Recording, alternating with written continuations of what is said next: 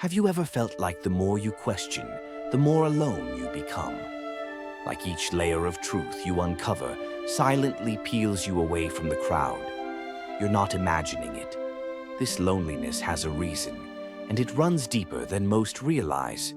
Throughout history, those who dared to think differently were often met with resistance, not applause.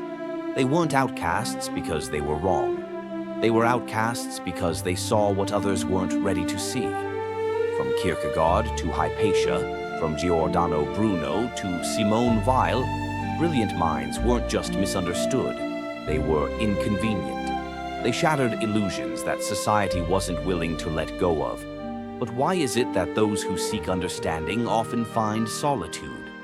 To answer that, we need to look not at society, but at the mind itself. Imagine this.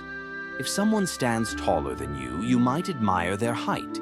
If someone runs faster, you might be inspired to train harder. But if someone thinks deeper, challenges your worldview, and points to flaws in your logic, it doesn't inspire. It unsettles. Psychologists call this ego threat. The deeper the insight, the more it threatens our self-image. A deep thinker doesn't just offer a new idea. They dismantle the fragile scaffolding that supports how others see the world and themselves. And people resist that hard, because to accept the thinker, they'd have to first question themselves. And that's not something most are willing to do. You've probably experienced this yourself. You drop a philosophical question at dinner.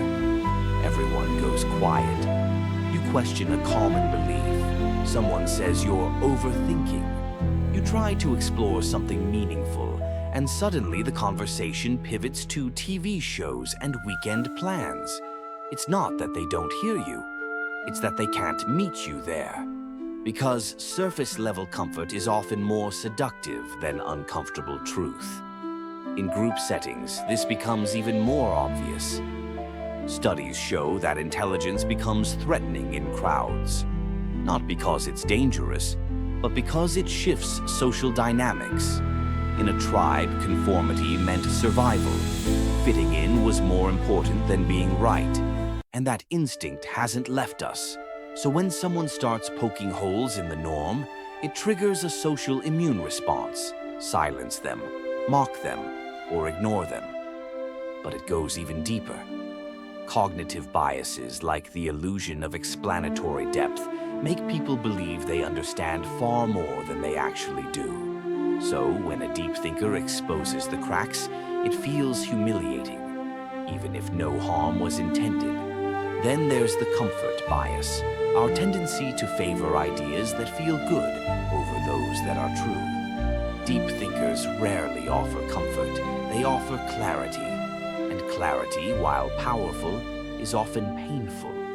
That's why society uplifts charisma over critical thought, confidence over contemplation, simplicity over nuance. And that's the strange paradox. The more clarity you offer, the more likely you are to be dismissed as too intense or too abstract. In a world that rewards viral certainty, quiet contemplation is a form of rebellion. But here's the part no one tells you.